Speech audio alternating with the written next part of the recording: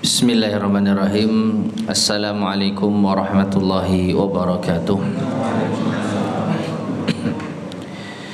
Innal hamdalillah nahmaduhu wa nasta'inuhu wa nastaghfiruh wa na'udzu billahi min shururi anfusina wa min sayyiati a'malina.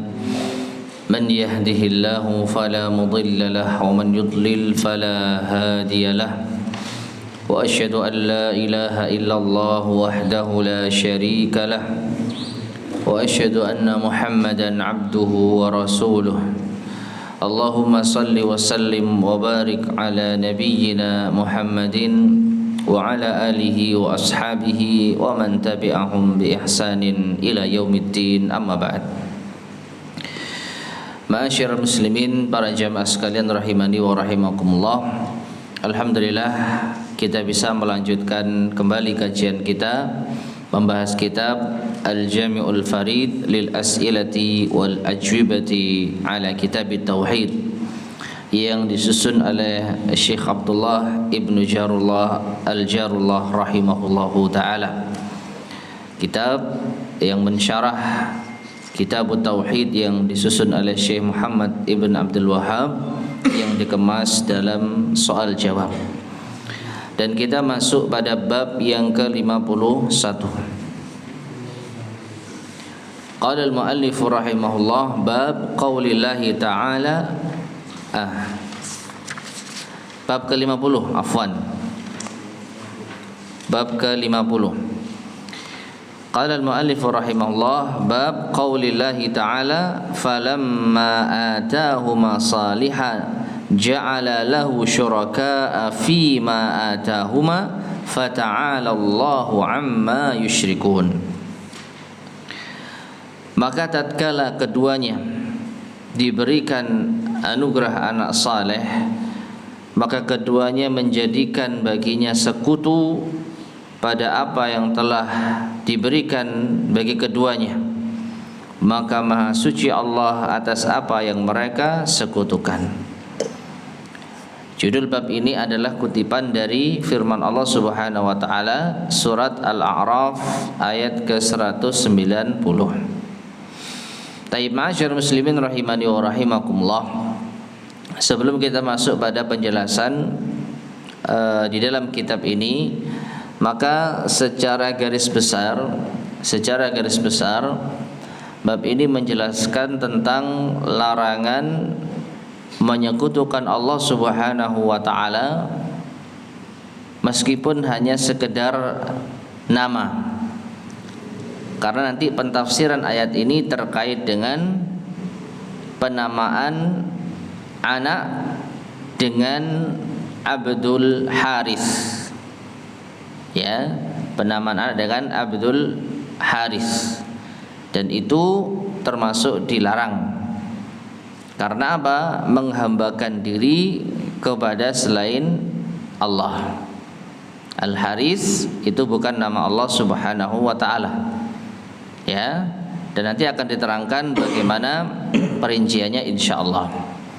Nah, kedua orang tua ini menamai anaknya dengan Abdul Haris sehingga masuk di dalam bentuk kesyirikan kepada Allah Subhanahu wa ta'ala. Maka dilarang menamai anak dengan nama yang menghambakan diri kepada selain Allah. Taib. Berkata al-muallif rahimahullah, soal pertanyaan, isyrah hadhil ayah wa bayyin munasabataha li kitabit tauhid. Jelaskan ayat ini dan terangkan keterkaitannya dengan kitabut tauhid. Al-jawab, jawabannya, yukhbirullahu ta'ala anil abawaini. Allah Subhanahu wa ta'ala mengabarkan tentang dua orang tua, yaitu Adam wa Hawa, Nabi Adam dan istrinya Hawa. Annahuma lamma razaqahuma waladan salihan, bahwa tatkala keduanya diberi rizki seorang anak saleh.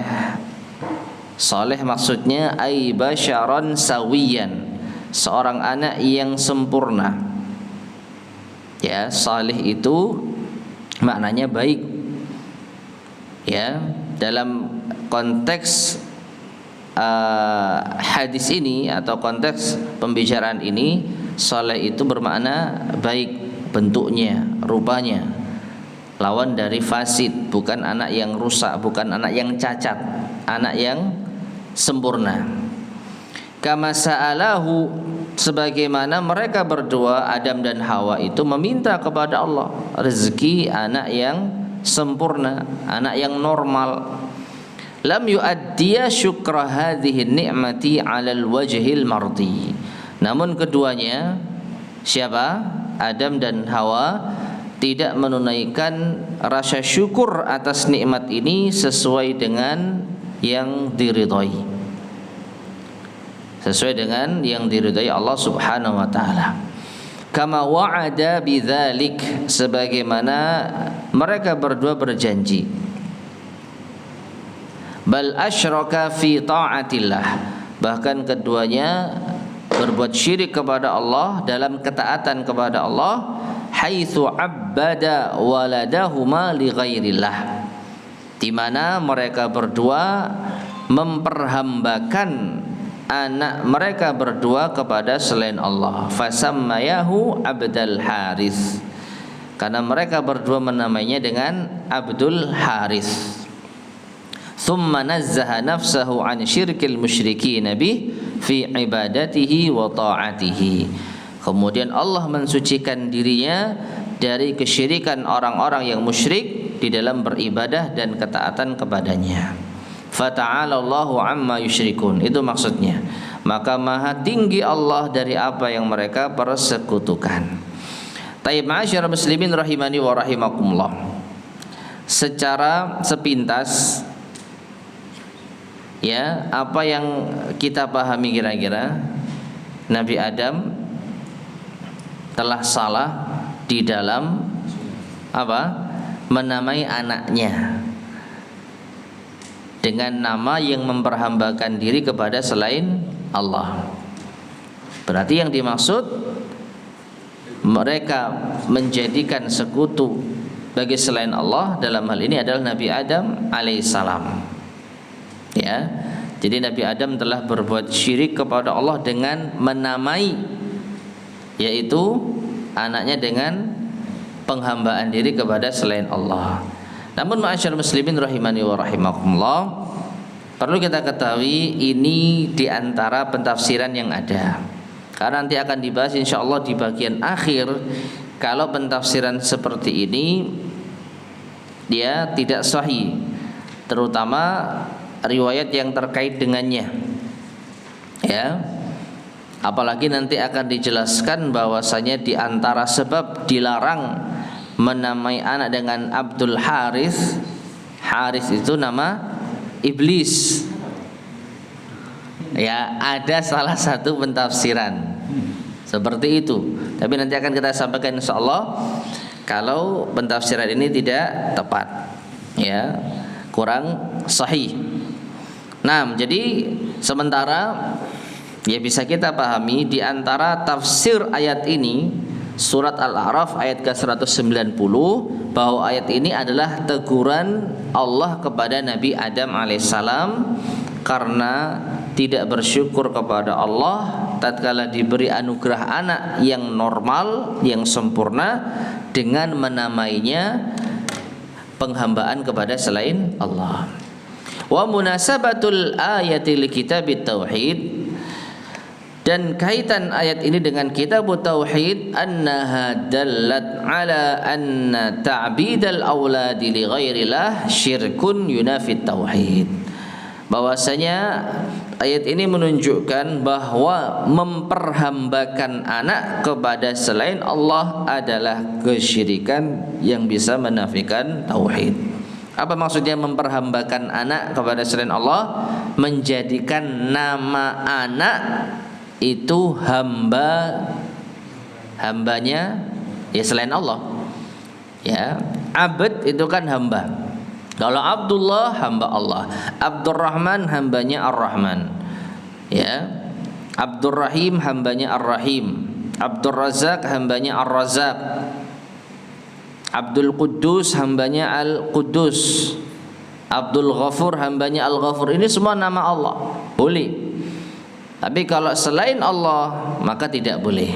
Itu makna dari memperhambakan anak kepada selain Allah, menjadikan nama anak itu hamba selain Allah. Taib.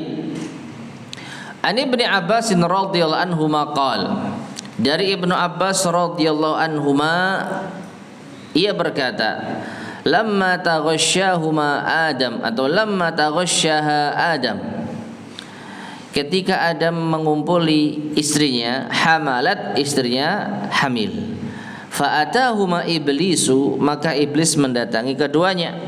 Faqal, lalu iblis berkata, inni sahibukuma alladhi akhrajtukuma minal jannah, sesungguhnya aku adalah kawanmu yang telah menjadi sebab atau yang telah mengeluarkan kalian berdua dari surga. Tentang ini benar ya, karena iblis itu diantara atau iblis itu adalah sebab Nabi Adam dan Hawa dikeluarkan dari surga. 6. La tuti'anni aw la aj'alanna lahu qarnai ayyilin. Sungguh hendaknya engkau berdua atau kalian berdua taat kepadaku, atau aku akan jadikan anakmu, anak kalian berdua memiliki dua tanduk seperti rusa. Fayakhruju min batnika fayashukkuhu, sehingga nanti keluar dari perutmu, atau min batniki, keluar dari perutmu wahai Hawa, dengan merobeknya. Jadi kalau punya tanduk ya, anak punya tanduk, maka tentu ini akan menyengsarakan ibunya. Bayangkan ya, anaknya punya tanduk, maka gimana keluarnya ini? Ya, maka setan atau iblis ini menakut-nakuti, nanti perutmu akan robek karena anakmu punya tanduk. Wala af'alanna, sungguh kalau kalian tidak taat kepadaku, aku akan lakukan itu. Aku akan buat anakmu ini punya dua tanduk sehingga bisa merobek perutmu. Wa yukhawifuhuma, maka iblis senantiasa menakut-nakuti keduanya. Samyahu Abdul Harith. Nah, sekarang apa yang ditawarkan iblis? Bentuk ketaatan apa? Iblis mengatakan, samyahu Abdul Harith, namai anak kalian dengan Abdul Harith. Nah ini ya, taati aku, kalau enggak anakmu nanti akan lahir dengan memiliki tanduk sehingga merusak perutmu, perutnya Hawa. Kalau enggak mau, maka namai anakmu dengan Abdul Harith. Fa'abaya an yuti'ahu, namun keduanya Adam dan Hawa enggan untuk mentaati iblis.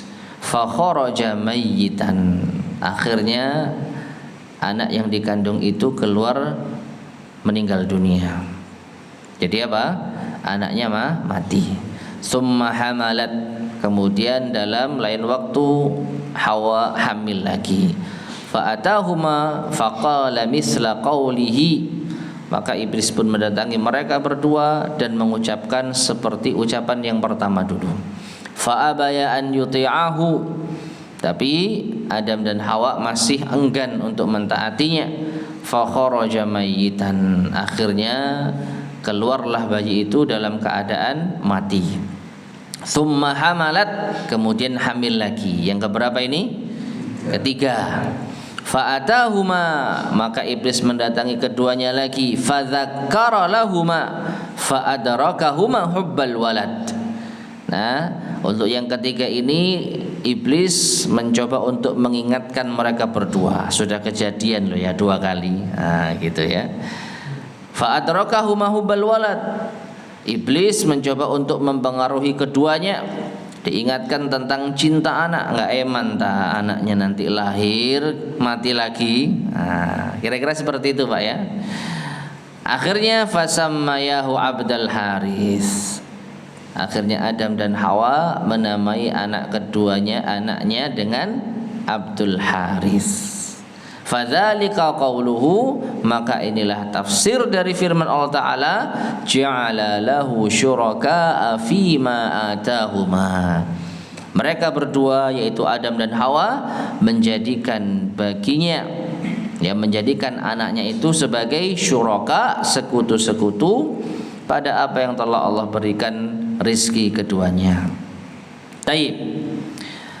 Hadis ini disebutkan rawahu Ibnu Hibban, rawahu Ibnu Abi Hatim.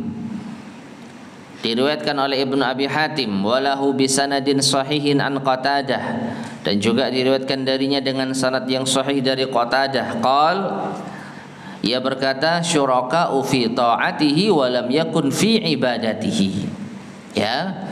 Jadi keduanya telah menjadikan anak itu sebagai sekutu di dalam mentaati, dalam ketaatan, bukan di dalam beribadah.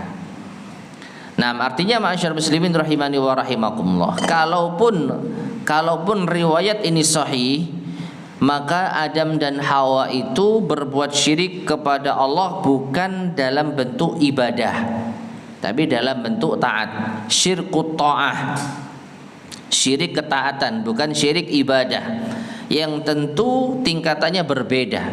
Kalau syirik ibadah jelas syirik besar, ya, tapi kalau syirkut ta'ah hanya sekedar menamai tanpa meyakini, maka tidak sampai syirik besar, ya. Dan dalam masalah ini bisa kita kiaskan dengan yang lain. Seseorang mentaati makhluk dibandingkan Allah Subhanahu wa ta'ala, sehingga makhluk berbuat maksiat, sehingga dia berbuat maksiat. Misalkan taat kepada orang tua untuk melanggar yaitu aturan Allah Subhanahu wa ta'ala.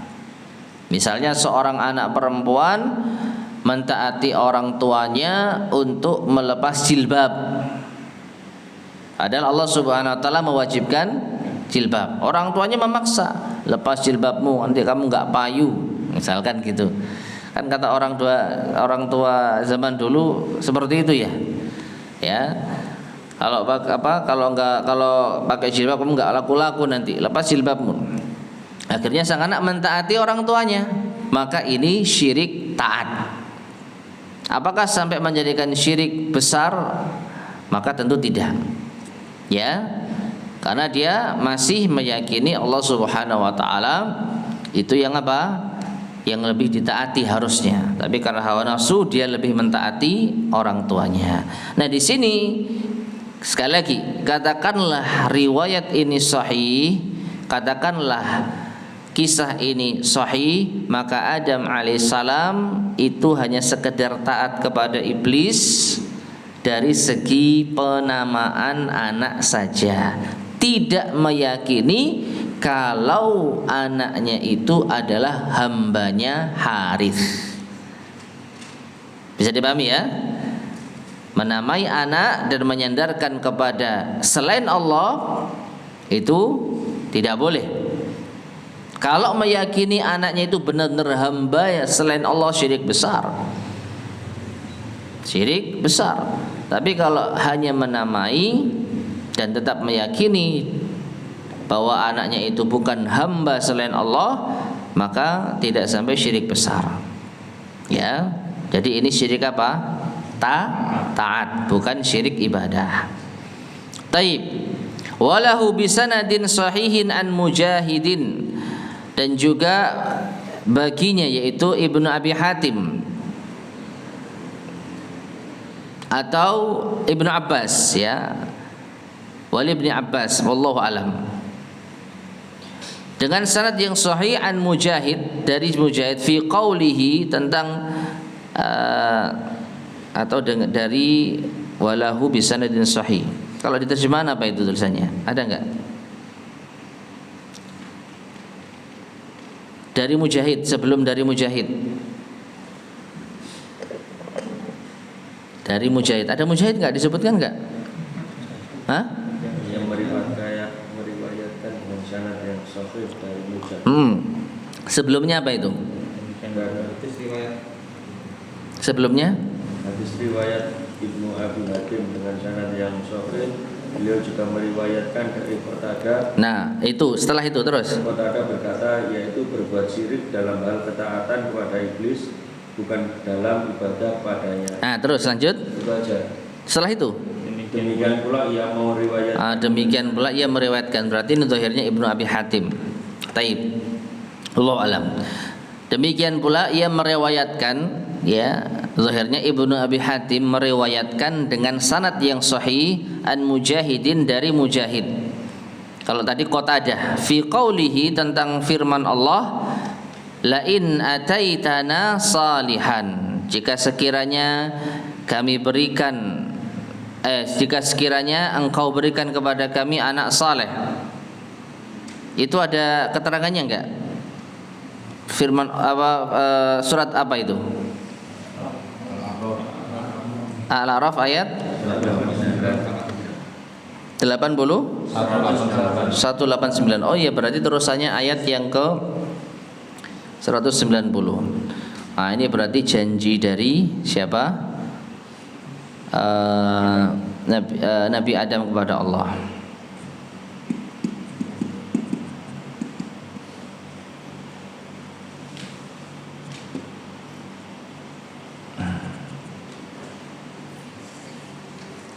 Surat Al-A'raf ayat 189.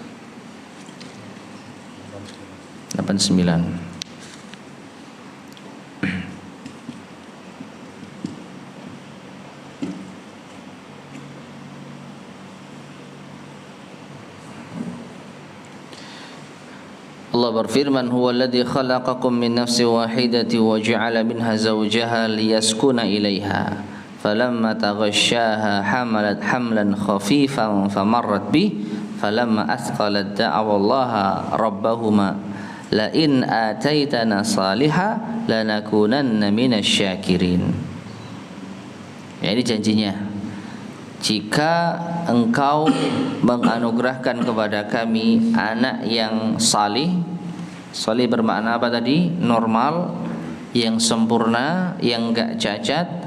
Lanakunanna minasyakirin, sungguh kami akan menjadi orang yang bersyukur. Baru ayat 190 tadi. Falamma atahuma salihah, dan ketika Allah berikan keduanya anak yang baik tadi, anak yang tidak cacat, ja'ala lahu syuraka fima atahuma, maka mereka berdua pun berbuat syirik. Mereka berbuat syirik. Taib.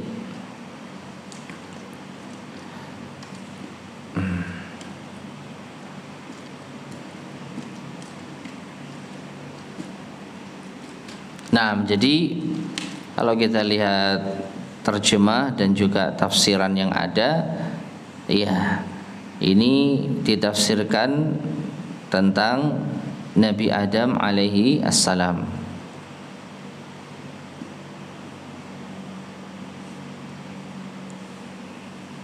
Huwallazi khalaqakum min nafsin wahidah, dialah yang telah menjadikan kalian dari satu jiwa. Nah, ini yang ditafsirkan tentang Nabi Adam alaihissalam. Wa ja'ala minha zawjaha, lalu Allah jadikan darinya istri, liyaskuna ilaiha, agar ia menjadi sakinah. Ya, jadi ini yang menunjukkan kalau ini yang dimaksud adalah Nabi Adam alaihi assalam. Baru falamma taghasyaha, ketika Adam mencampurinya, hamalat hamlan khafifa, istrinya pun mengandung dengan kandungan yang ringan. Taib. Nah, sekali lagi ini pentafsiran sebagian para ulama kita. Taib. Kita lanjutkan. Nah, ketika Allah berfirman la in ataitana salihan, janji dari Nabi Adam dan istrinya, ya Allah, jika engkau menganugerahkan kepada kami anak yang normal, anak yang sempurna, maka kami akan bersyukur. Qala, Mujahid berkata tentang firman Allah ini, ashfaqa an la yakuna insanan. Mengapa Nabi Adam dan istrinya itu berdoa demikian? karena keduanya khawatir kalau anak itu bukan manusia, seperti yang diancam oleh iblis tadi dalam hadis Ibnu Abbas radhiyallahu anhu atau asar Ibnu Abbas radhiyallahu anhu. Kalau kamu enggak mau namai anakmu Abdul Haris, nanti anakmu akan kujadikan memiliki tanduk rusa yang akan merobek perut istrimu. Wa dzakara ma'nahu 'anil Hasan wa Sa'id wa ghairihima. Dan juga disebutkan semakna dengannya dari Al Hasan Al Basri dan Sa'id dan selain keduanya. Taib. Soal pertanyaan, bayyin ma'aniyal kalimatil atiyah, jelaskan makna-makna kalimat berikut ini. Ayyil al-Harith adrakahuma ashfaqa. Al-jawab, jawabannya al-ayyil adalah dzakarul awal, rusa jantan. Dan dalam hadis disebutkan aw la ja'alanna lahu qarnai ayyilin, atau akan kami jadikan anak itu memiliki dua tanduk rusa. Nah, rusa jantan. Wal Harith, sedangkan Al Harith itu iblis. Ya. Yang dimaksud Al Harith ini adalah iblis, dan ini memang ada pentafsiran ulama kita. Adrakahuma ghalaba alaihima. Jadi ketika iblis itu mencoba untuk menguasai keduanya, mempengaruhi keduanya, ashfaqa, kemudian mereka berdua Adam dan Hawa, ashfaqa maksudnya khofa, khawatir. Taib, ma'asyar muslimin rahimani wa rahimakumullah.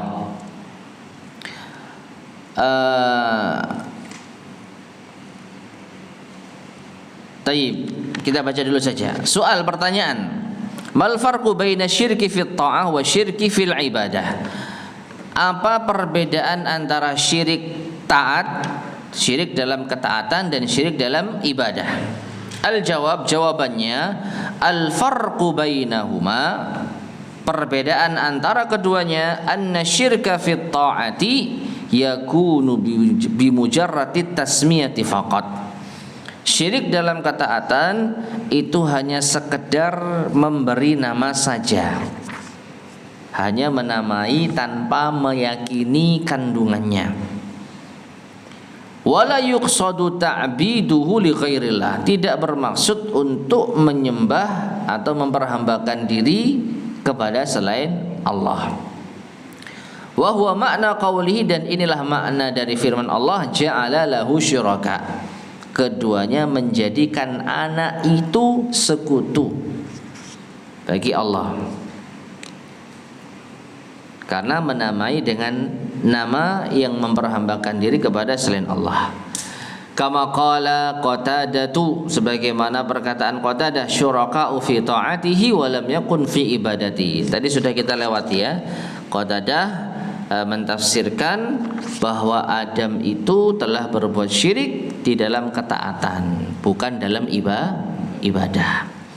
Wa amma syirku fil ibadah, adapun syirik di dalam ibadah, huwa an yuqsada ta'biduhu li ghairillah, yaitu dimaksudkan untuk memperhambakan diri kepada selain Allah. Wa huwa alladhi aradahu iblisu la'anahullah minal abawain, dan inilah yang diinginkan oleh iblis, semoga Allah melaknatnya. Ya, ini yang diinginkan iblis dari dua orang tua kita, yaitu Adam dan Hawa. Taib. Jadi ma'asyar muslimin rahimani wa rahimakumullah, ya, iblis itu mengancam Adam dan Hawa untuk menamai anak mereka dengan Abdul Harith. Tujuannya agar Adam dan Hawa itu benar-benar menjadikan atau meyakini anak itu menghambakan diri kepada Haris.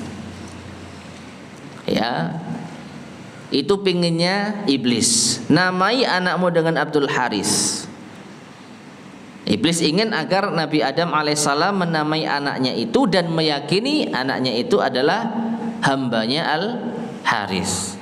Namun Nabi Adam alaihissalam menamai anaknya itu karena khawatir kalau enggak taat sama iblis nanti anaknya mati, bukan meyakini anak ini hambanya Al Haris.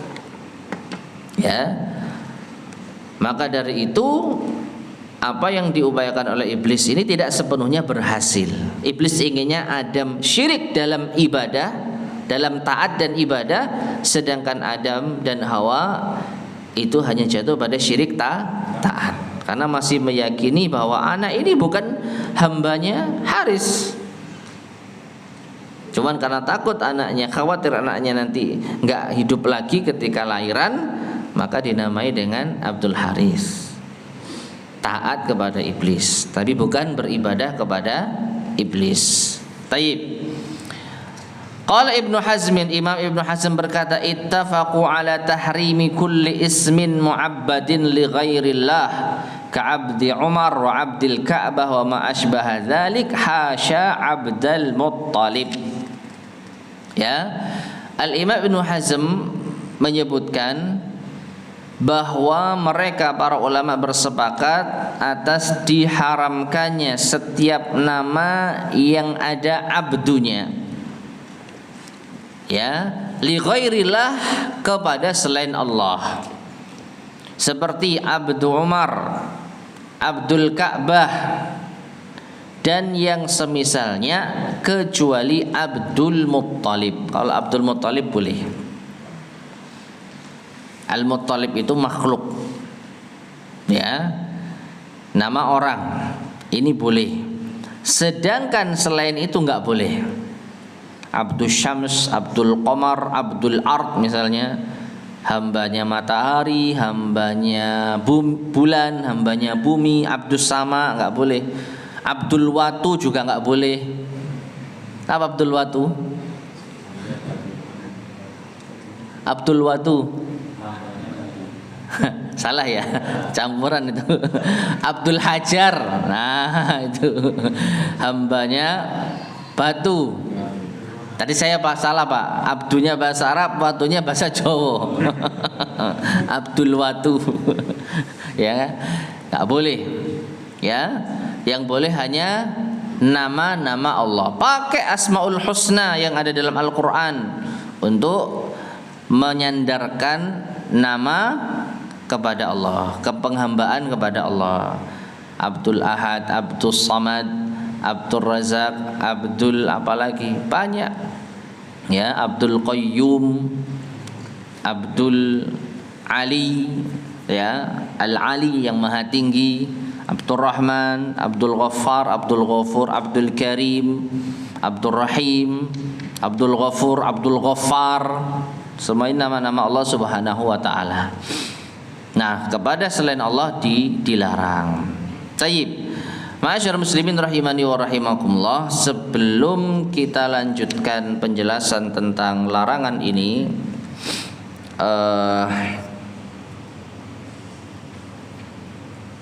tadi tentang nama atau makna yang disebutkan, kalau Haris itu nama apa tadi? Iblis, ya. Dan ini tidak disebutkan siapa yang berpendapat demikian. Jadi ini nukilan dari al-mu'allif Syekh Abdullah ibnu Jarul al-Jarullah tanpa menyebutkan sumber.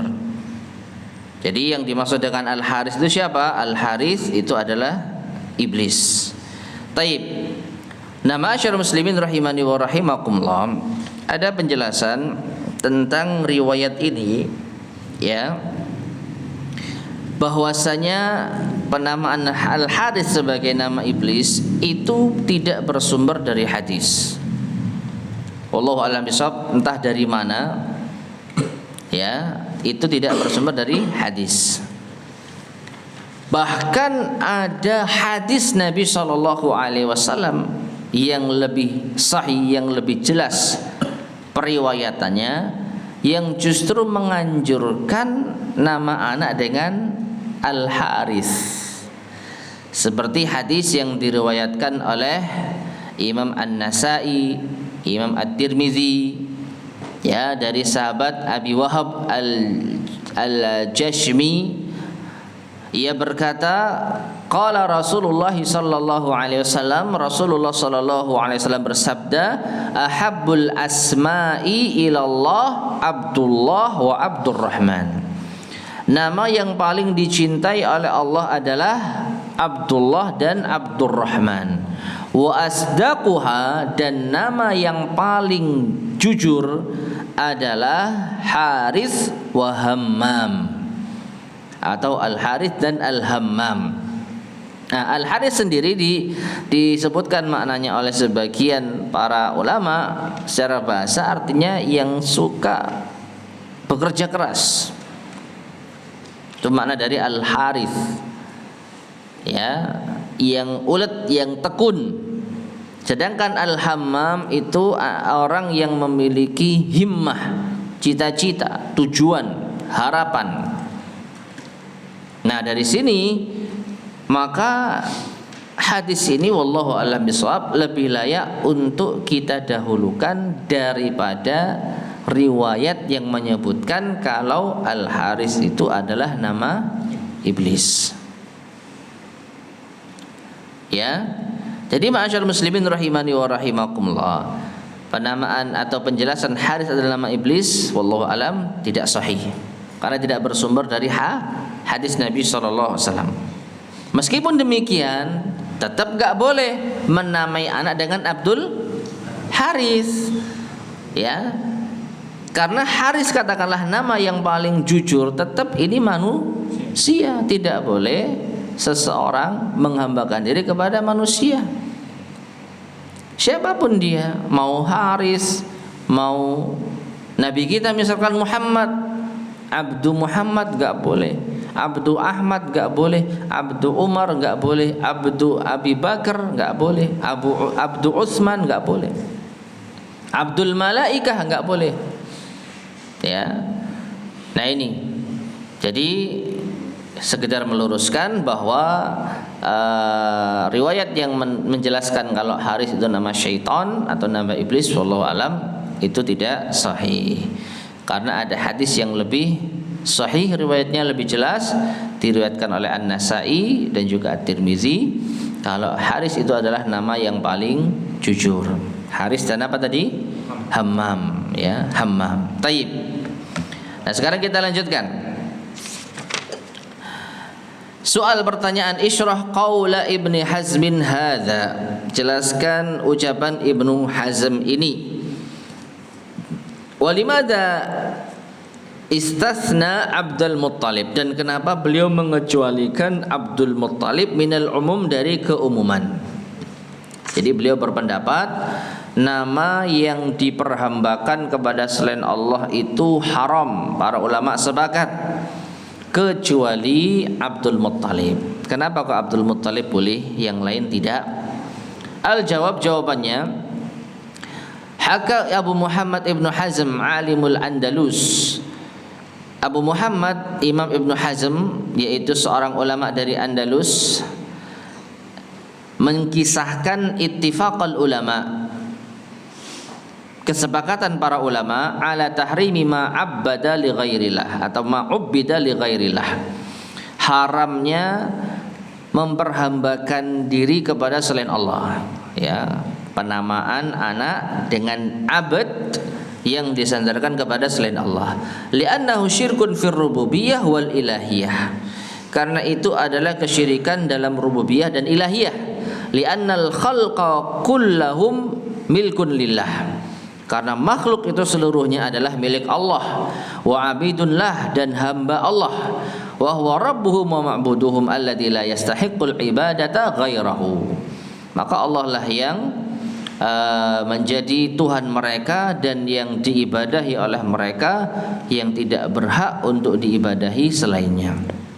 Abad itu hamba, maka harus disandarkan kepada Allah dan nama-nama Allah yang lain, seperti yang tadi saya contohkan, Abdullah, Abdurrahman, Abdurrazak, dan seterusnya. 6. Wastasna Abdul Muttalib minal umum, dan beliau mengecualikan Abdul Muttalib dari keumuman yang dilarang. Li'anna aslahu min ubudiyyatir riq, karena asal muasalnya itu dari penghambaan budak. Jadi bukan hamba yang dimaksud hamba dengan Tuhan, tapi budak dengan tuan. Bisa dipahami perbedaannya? Dalam bahasa Arab, abd itu memiliki dua makna. Hamba, seorang hamba yang dia memiliki Tuhan, Tuhan yang menciptakan. Seperti Abdullah, hambanya Allah. Abdurrahman, hambanya Ar-Rahman. Kalau Abdul malaikat berarti hambanya malaikat. Ini makna yang pertama, hamba dengan Tuhannya, menghambakan diri dengan Tuhannya. Nah, makna yang kedua adalah budak dengan tuannya. Dia budaknya fulan, maka dinamakan abdu fulan.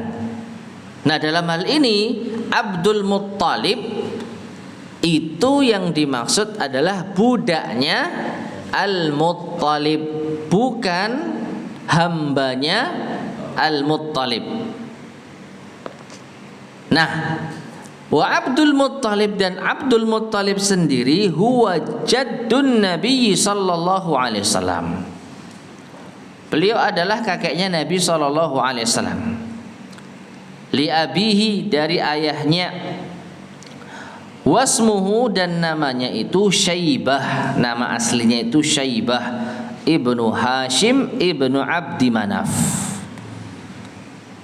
Syaibah ibnu Hashim ibnu Abdi Manaf. Syaibah sendiri secara makna artinya beruban, karena ketika lahir itu konon rambutnya beruban. Dan Syaibah ini memiliki julukan Al-Hamd, Syaibatul Hamdi, karena beliau itu orang yang terpuji. Kakeknya siapa? Nabi SAW. Abdul Muttalib itu julukan, bukan nama asli. Nama aslinya Syaibah. Ya. Yang maknanya tadi apa? Beruban. Karena ketika lahir konon rambutnya beruban. Lah kok bisa jadi Abdul Muttalib? Nah ini.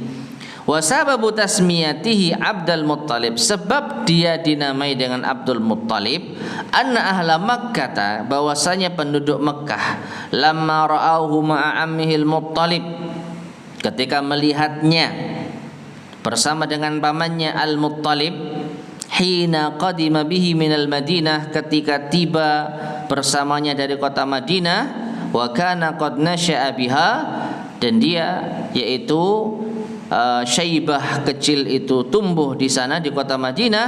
Wa ra'au launahu mutaghayyiran bisababis safar, dan melihat yaitu warnanya kok berubah dengan sebab safar, kepanasan mungkin ya. Kosong wasyams, karena kena matahari. Dhannuhu abdan lil Muttalib, maka mengira kalau anak ini adalah budaknya Muttalib. Fasammauhu bidzalik, sehingga mereka pun menamai anak ini dengan Abdul Muttalib. Walihada stusnya minal umum, karenanya penamaan Abdul Muttalib ini dikecualikan dari keumuman larangan. Taib, kesimpulannya Abdul Muttalib itu maknanya adalah budaknya Al-Muttalib. Taib. Tapi tahu kisahnya atau kisah secara ini kisah yang sangat-sangat singkat ya. Tapi kalau kisah yang agak panjang sedikit sudah tahu semua. Nyambung enggak ini maksudnya apa? Ya. Abdul Muttalib itu siapa? Muttalib itu siapa? Nyambung enggak? Nyambung. Nyambung ya? Muttalib itu siapa? Pamannya Syaibah. Pamannya Syaibah, pamannya Abdul Muttalib. Terus kok bisa dari Madinah? Syaibah Abdul Muttalib ini besar di Madinah. Ya. Loh gimana kok sejarahnya seperti itu?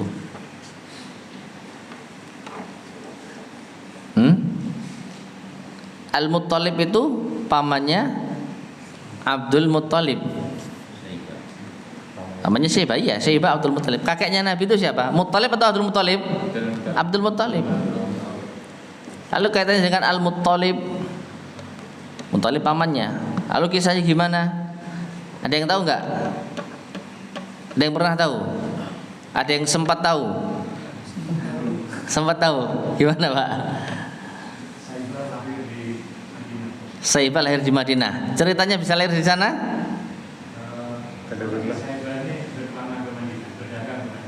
Siapa? Bapaknya Syaibah siapa? Hashim bin Abdul Manaf. Nah, bapaknya Syaibah ini namanya Hashim. Apa tadi, Pak? Berdagang, bukan ke Madinah, berdagang ke negeri Syam. Terus ke Madinah, ngapain, Pak? Hah? Lah, nikah, bener. Menikahi perempuan kota Madinah yang bernama Salma. Dari pernikahan itu Salma mengandung. Mengandung siapa? Syaibah. Hashim belum sempat ketemu anaknya, meninggal. Ya. Ya enggak? Abdul Manaf punya minimal 2 anak, Hashim dan Muttalib. Hashimnya ini tokoh utama. Hashim pergi ke negeri Syam untuk berdagang sebagaimana kebiasaan orang-orang Quraisy. Di Madinah mampir nikah, menikahi perempuan kota Madinah yang bernama Salma. Dari Salma itulah lahir Syaibah. Hashim belum sempat nemui anaknya. Dan gak ada orang yang tahu ketika lahiran. Namun ketika anaknya sudah mulai tumbuh dewasa, terdengarlah kabar dari Madinah oleh penduduk Mekah. Nah, keluarganya Hashim dengar, loh, Hashim ini pernah nikah di Madinah. Terus katanya istrinya hamil terus punya anak. Coba cari. Akhirnya Al-Muttalib, saudaranya siapa? Hashim, anaknya Abdul Manaf, nyari ke Madinah, cari info, dengar-dengar saudaraku waktu kesini sempat nikah, lalu istrinya hamil melahirkan anak. Ternyata benar ini anaknya. Siapa tadi? Syaibah. Sampai ini belum dikenal Abdul Muttalib. Syaibah minta izin, anak ini saya bawa ya biar kembali ke keluarga besarnya. Karena bagaimanapun juga dia punya nasab ayahnya. Dia itu orang Quraisy. Adapun perempuan dalam hal ini tetap dikalahkan. Tetap dia itu Syaibah bin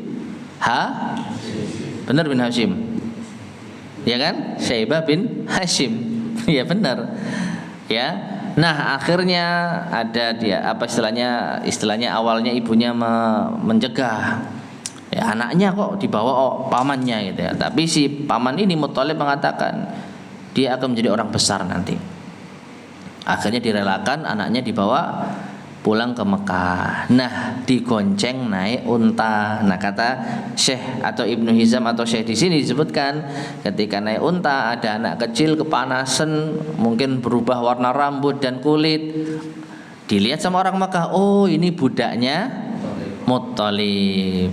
Maka Muttalib marah, hei ini ponaan saya, bukan budak ini, ngawur kalian. Nah, tapi sudah terlanjur santer kalau anak kecil yang digonceng itu budaknya Muttalib. Jadilah sampai sekarang dikenal dengan Abdul Muttalib. Ya, itulah kakeknya Nabi SAW. Dan benar jamaah sekalian, ketika tumbuh besar, maka Syaibatul Hamdi nama lahirnya itu, dan ketika sudah dewasa menjadi Abdul Muttalib, menjadi tokoh yang sangat disegani penduduk kota Mekah.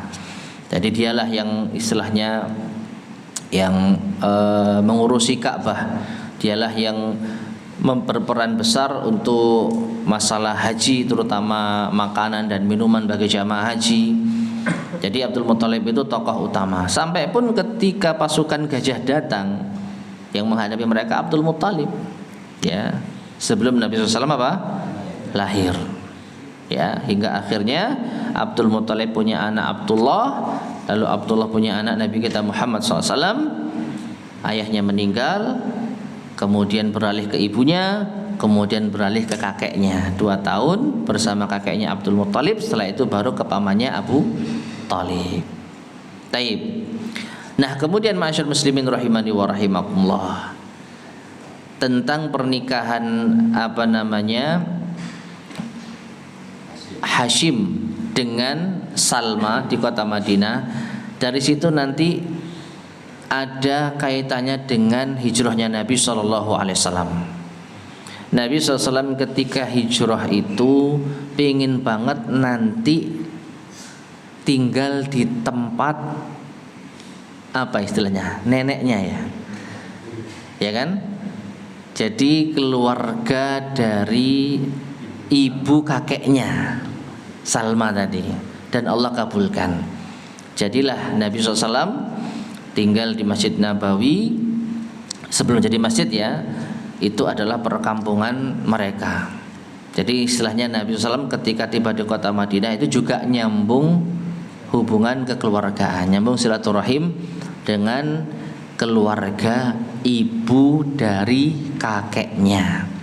Jadi Nabi itu secara nggak langsung ada darah Madinahnya, meskipun dari jalur perempuan, tapi yang utama tetap jalur Quraisy.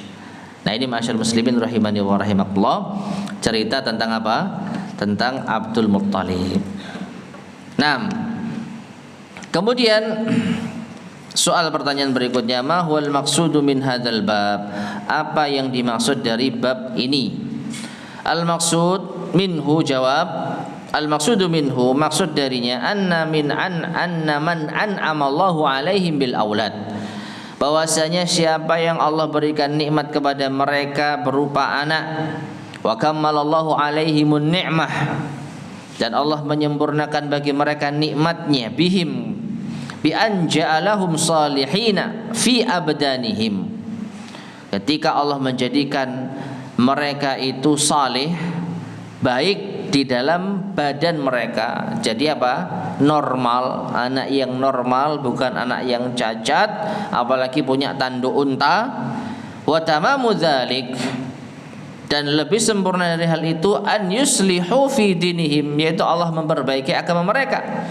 Maka siapapun dia orangnya yang dapat anugerah anak yang saleh secara fisik dan secara batin, fa alaihim an yashkurullah, maka wajib bagi mereka untuk bersyukur kepada Allah ala in'amihi, atas nikmatnya, wa an la yu'abbidu auladahum li ghairillah, sehingga tidak memperhambakan anaknya kepada selain Allah, tidak menamai anaknya abd selain Allah. Seperti dalam hadis tadi, Abdul Haris, ya, Al Haris kan bukan nama Allah.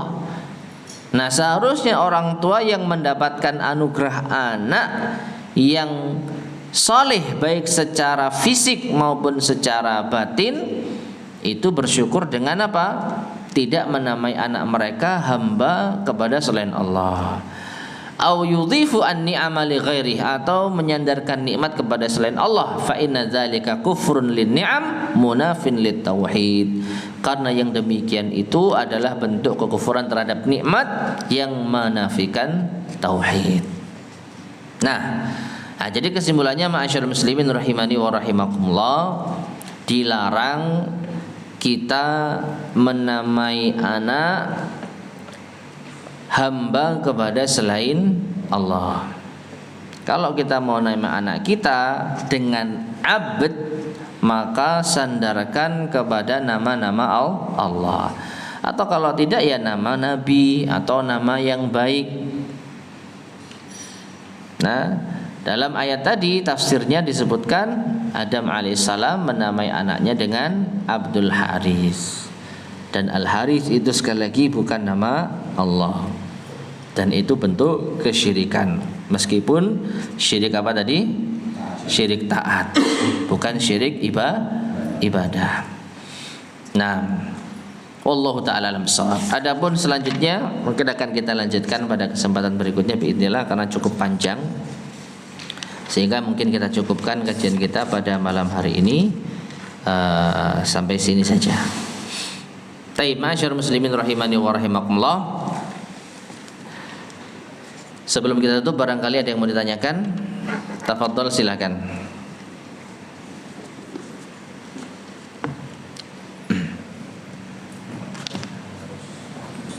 Ya. Apakah ada hubungannya? Ini sudah dikasih nama Abdul Aziz, Abdul, nama-nama Allah yang baik kita. Nah, tapi memanggilnya itu biasanya kan langsung aja. Misalnya Abdul Rauf. Taib.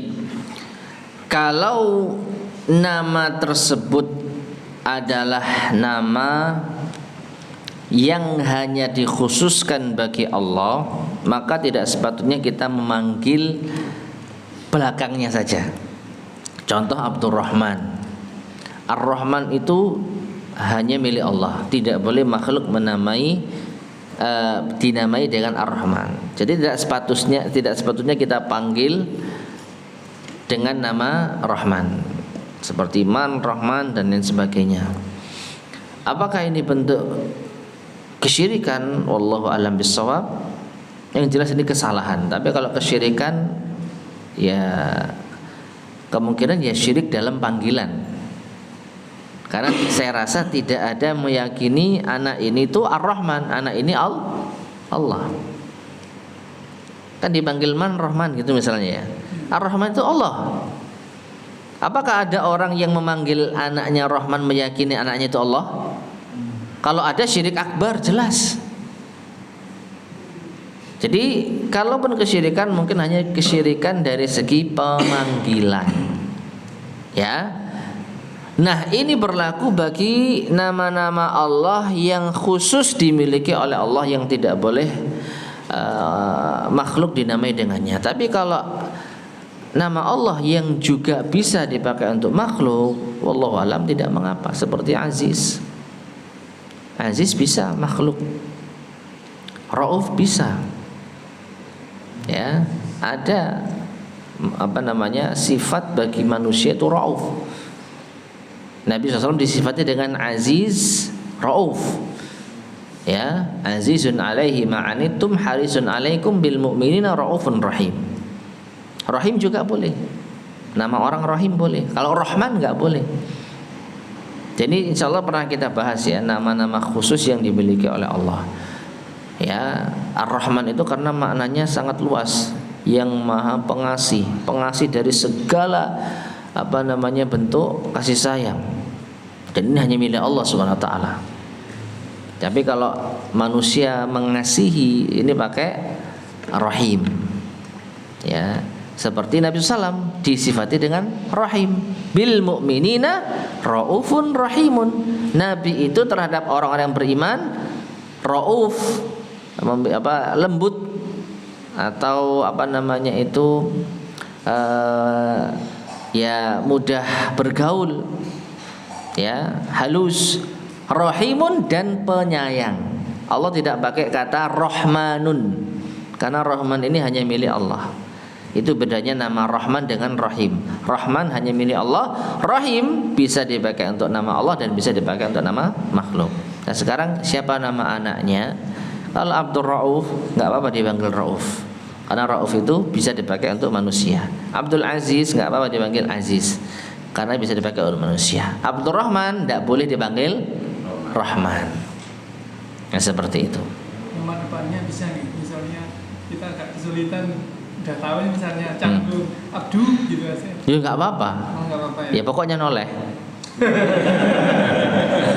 Abdu, bedu dah. Jenenge Abdurrahman dipanggil Abdu. Ya nek noleh. Ya Abdurrahman, ya itu nggak apa-apa. Abdurrahman, ya itu nggak apa-apa. Panjang. Ya itulah Indonesia. Masalah panggilan ibu. Dua suku kata. Enggak sih, 1 dan 2. Ya. Akhiran kemudian baru 2 suku kata. Kan gitu. Gus Agus. Sul Samsul. Akhirnya Nasa. Itu ya. Kalau panjang, ada nggak nama Indonesia panjang? Kurniawan misalnya. Wan Kurniawan. Nah itu nggak apa-apa kalau bisa panggil Kur ya. Ya. Kalau ya. Wan, nah paling nggak gitu, Wan kan gitu. Ya. Karena kepanjangan jadi Wan saja. Tapi kalau dua suku kata masih enak, Agus. Nah. Allahu a'lam bishawab. Ada lagi yang disampaikan? Oke. Di tempat saya itu kalau ini mungkin enggak sesuai topik. Kalau di Pik topik. Gimana? Di tempat saya itu kalau ada waliman gitu kan, itu setelah itu apa ya namanya, selawatan gitu kita. Selawatan itu berdiri semua kan. Saya kan nggak ngerti. Iya. Saya duduk aja. Iya. Kendel sampean, Pak. Kalau ya saya kalau itu ya nggak ngerti ya duduk aja, orang berdiri semua. Kadang disemprot minyak wangi saya minta ya. Aku ya belum. Gimana? Apa? Yang saya dilakukan itu apa Ustaz? Apa? Ya betul. Gitu. Iya. Sekarang tanya saja ke mereka ngapain berdiri? Jangan disemprot minyak wangi. Karena wallahu alam setahu saya ya, kalau saya salah mungkin dikoreksi. Mereka berdiri itu diawali oleh keyakinan, meyakini ketika sholawatan rohnya Rasulullah hadir. Lah nggak sopan dong kita duduk Rasulullah datang, sambut dengan berdiri. Itu asal muasal keyakinan yang ada yang saya ketahui.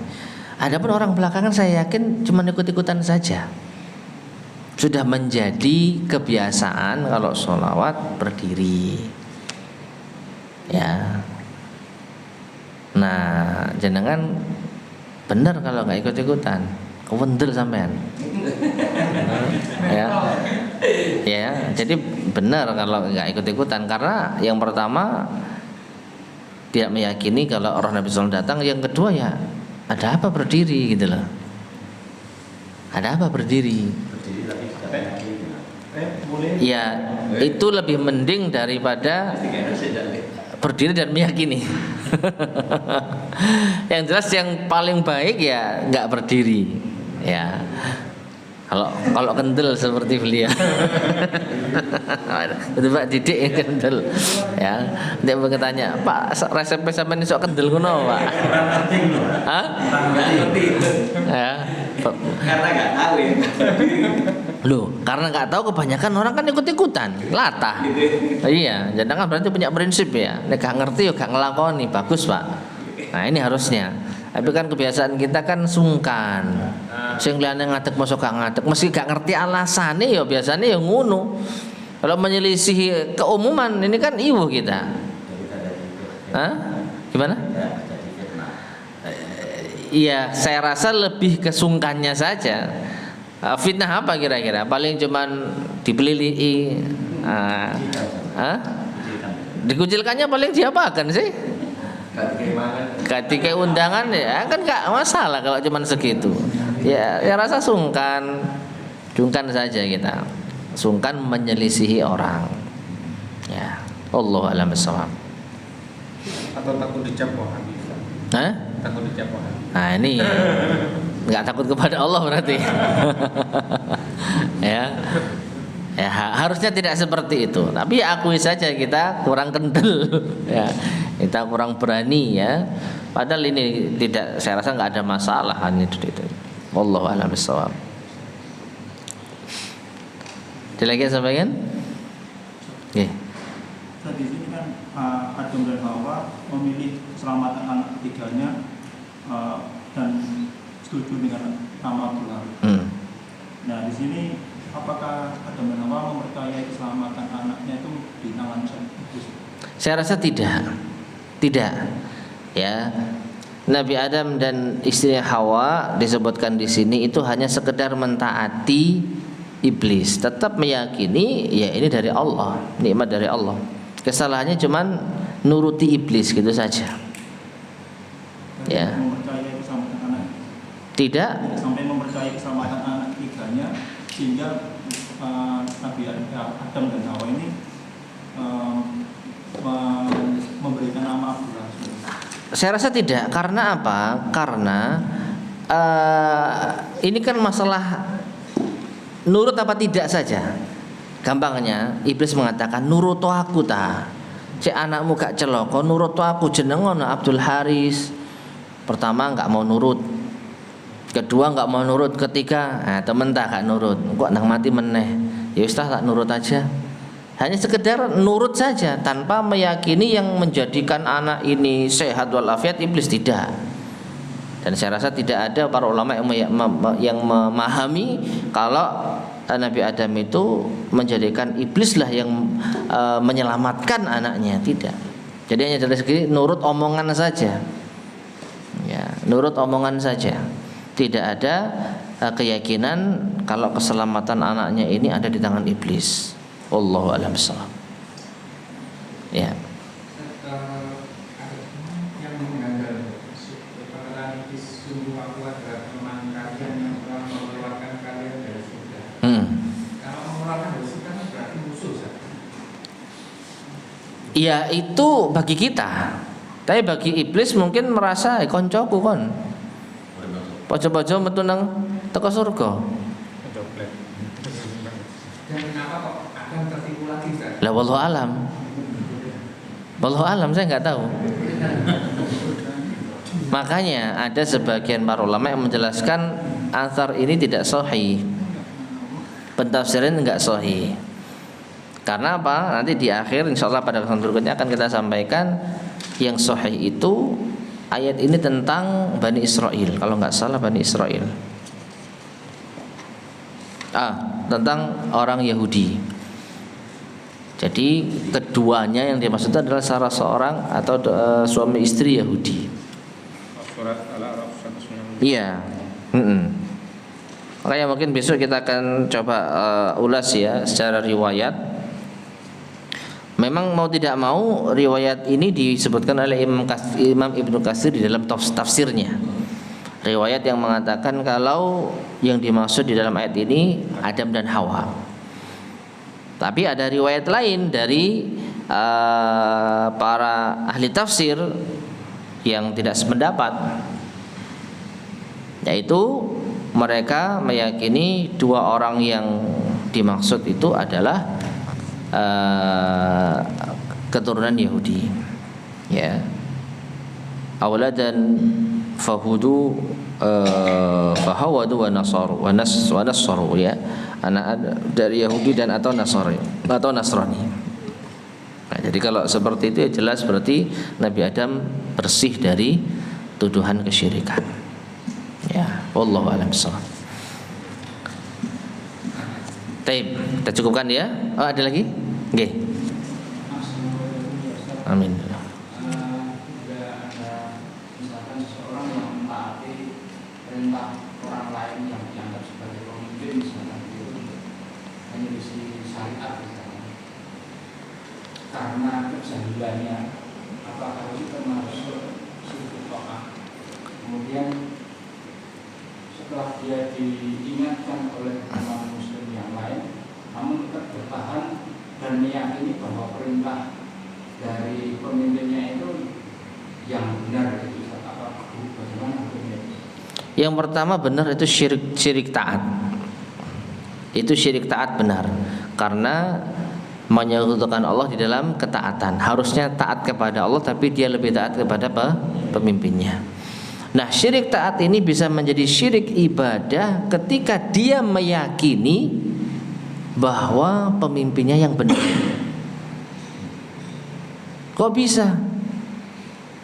Allah Subhanahu wa ta'ala itu adalah khairul hakimin, ahsanul hakimin. Hakim yang paling baik, yang paling berhak untuk menentukan hukum Allah Subhanahu wa ta'ala. Nah, ketika ada orang yang meyakini ada hukum yang lebih baik daripada hukum Allah, maka dia telah berbuat syirik di dalam ibadah. Jadi kalau dia meyakini, kalau dia hanya sekedar taat, iya ya apa menene gak ngono aku dipecat teh. Nah, ini syirik taat saja. Ya, seperti kisah Adam tadi.